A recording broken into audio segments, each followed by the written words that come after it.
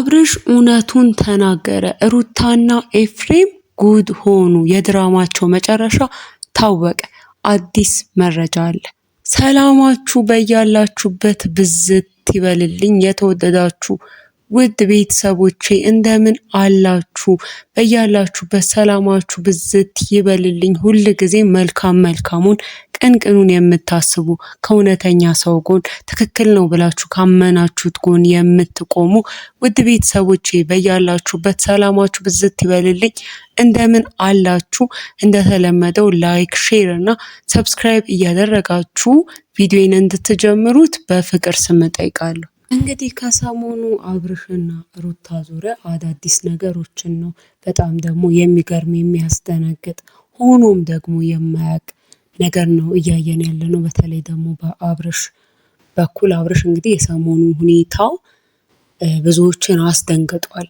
እንደዚህ ከአብርሽና ሩታ አንድ ላይ ሆነው አይታችሁታል። እንግዲህ የመጨረሻ ቪዲዮቸውን ሄርሜላን አልፈልግሽም ከህይወቴ ውጪ ብሏል ራሱ አብርሽና አብርሽ ምን ሆኖ ነው እንደዚህ ያለበት ምክንያት ምንድን ነው? ምክንያቱም በደህናው አይደለም። ብዙዎች ከውስጥ መስመርም እየጻፉልን ያሉት ምንድነው አብርሽ በሰላም አይደለም፣ ደህና አይደለም፣ በጤነኛ አእምሮ ሄርሜላን እንደዚህ ሊያላት አይችልም፣ እንደዚህ ሊያወራት አይችልም እና ፍዝዝ ብሏል ራሱ። እንደዚህ ሄርሜላን ትሪት አያረጋትም ነበረ አብርሽ ደህና ቢሆን። ኢቭን ከሩታ ጋር ራሱ ቢመለስ በዚህ አይነት መንገድ አይደለም ሄርሜላን ሊያጓራት የሚችለው የነበረው። ምክንያቱም ደግሞ ሩታ ጋርም የሚመለስበት ነገር ምንም የለውም። ምክንያቱም ደስተኛ ህይወት እየኖረ ነበረ። በዛ ላይ ደግሞ ሄርሜላ እርጉዝ ነኝ ሆዴ ውስጥ ልጅ ጸንሻለሁ ብላለች እና በዚህ ፍጥነት እንደዚህ ሊሆን አይችልም። ምንም ነገር ሳናቅ ከመሬት ተነስቶ በአንድ ቪዲዮ አብርሽና ሄርሜላ እንደተለያዩና አብርሽ ደግሞ ከሩታ ጋር እንደሆነ የሚያሳይ ቪዲዮ ነው የታየውና ቪዲዮ ላይ ልብ ብላችሁ ማየታችሁት ከሆነ ኤፍሬምና ሩታ እንደዚህ በል ብለውኛል እያላት ነበር። ብለውኛል ነው እንጂ የኔ ሀሳብ ነው ሲል አልነበረም። ለዛ ነው የሆነ ነገር ተፈጥሯል። ምናልባት ካሜራ ላይ ያልወጣ የሆነ ነገር ይሄ ሩታ ራሷና ኤፍሬም የሆነ ነገር አድርገውት ነው እንጂ አብርሽ ያለምንም ነገር እንደዚህ ሊሆን አይችልም። ቤተሰቦቹ የት አላችሁ? እህቱ፣ ወንድሙ፣ ታላቅ ወንድሙ የት አላችሁ? ልጁ በዚህ ልክ የሰው መጫወቻ ሲሆን የት አሉ እነሱ? እንደዚህ አይነት ውሳኔዎችን ሲወስን አብርሽ የት አሉ እነሱ? በቃ እኔ ፈልጌያለሁ የሚል ብቻ አጭር መልስ እና ደግሞ ሄርሜላንም እንዴት ነው ብዙ ነገር የነበራቸው ራሱ አይመስሉም። ከዚህ በፊት ብዙ ነገር ያሳለፉ ኢቭን በስርዓት የሚያውቃት አይመስልም ነበረ ሲያወራት ከሩታ ጋር ሆኖ እና ይሄ ነገር ደግሞ ልክ አይደለም። ወይም ደግሞ እሱ የሆነ ነገር እንደሆነ ግልጽ ነው፣ በግልጽ የሚታይ ነገር ነው፣ ፊት ለፊት የሚታይ ነገር ነው እና በተለይ ደግሞ ወንድሙ ኤፍሬም ምንድን ነው ምን አርጎት ነው? እንዴትስ ደግሞ የገዛ ወንድሙ ላይ ምናልባት ሚስት ናት የገዛ ወንድሙ ላይ አይምሮ ያለው ሰው ነው። እንግዲህ አብርሃም ትልቅ ሰው ነው፣ አይምሮ ያለው ሰው ነው። ራሱ አስቦ አመዛዝኖ ነገሮችን ማድረግ የሚችል ሰው ነው እና እንዴት እንደዚህ ያደርጋል? እውነት የሆነ ነገር አድርገውት ከሆነ እንዴት እንደዚህ አይነት ነገር ወንድሙ ላይ ያደርጋል? ምክንያቱም ስጋ እኮ ምን ጊዜም ስጋም ነው እና ደግሞ በዚህ ሁኔታው ሊቀጥል ስለማይችል እና እንዴት እንደዚህ ያደርጋል እያሉ ደግሞ ብዙዎች ሀሳባቸውን ሰጥተውናል።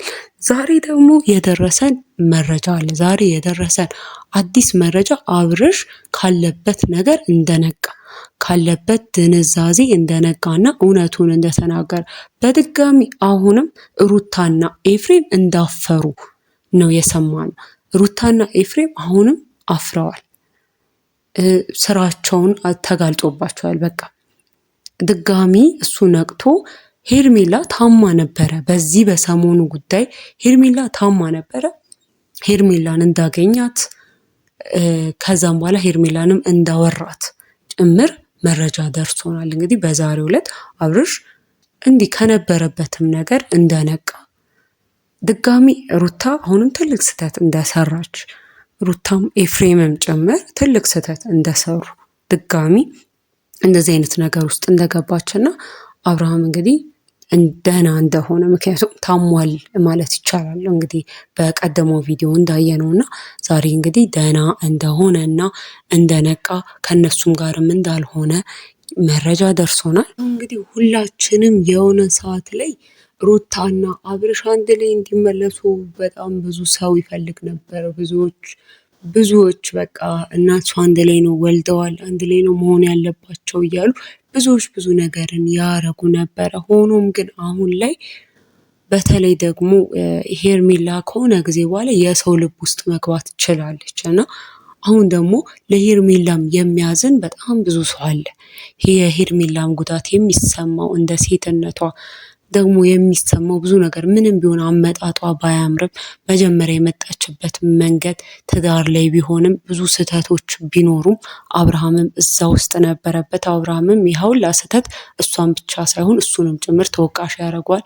ምክንያቱም እሷ ሳትሆን እሱ ነበር ትዳር የነበረው፣ እሷ አልነበረችም ትዳር የነበራት። እሷ ትዳር ያላቸው ሰዎች ላይ በመምጣቷ ጥፋተኛ እንደምትሆነው ሁላ አብርሃም ደግሞ ትዳሩን ትቶ ወደዛ በመሄዱ ጥፋተኛ ያስብለዋል። አሁን ግን ከብዙ ነገር ከሩታም ብዙ ድርጊቶች በኋላ ሰዎች ደግሞ አሁን ሄርሜላን የሚደግፏት ጀምረዋል እና የሄርሜላም ጉዳት በእርግጥ ያሳዝናል። ምክንያቱም ደግሞ ቁርጥ ያለ ነገር የለውም። ነገ ሩታ የሆነ ነገር ባደረገች ቁጥር አብርሽ እየመጣ እንግዲህ አልፈልግሽም የሚል ከሆነ ለእሷም በጣም ከባድ ነው። ከምን አይነት ሰው ጋር ነው የምትኖረው?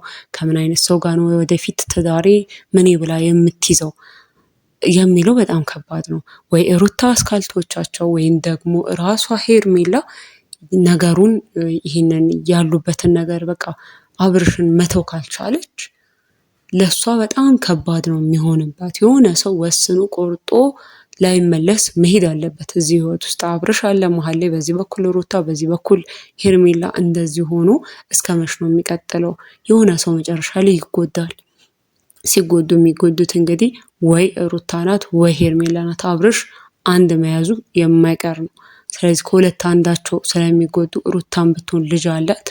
ዛሬ በቅርብ መሳሳት ጀመረች እንጂ በፊት እንደዚህ አይነት ሰው አልነበረችም። እሷም የሚያሳዝን ጎን አላት። በዚህ በኩል ደግሞ ሄርሜላም እንደዚሁ እንግዲህ ያው ልቧ ስለሚሰበር ሴት ስለሆነች ብዙ ስለምትጠብቅ እሷም ታሳዝናለች እና አሁን ላይ ለማን መፍረድ ውላ ወይም ደግሞ ምን ይሁን ማለት ውላ እንዳለብን የምር በጣም ውዝግብ ያለ ሁኔታ ውስጥ ነው ያሉንም ደግሞ አሉ።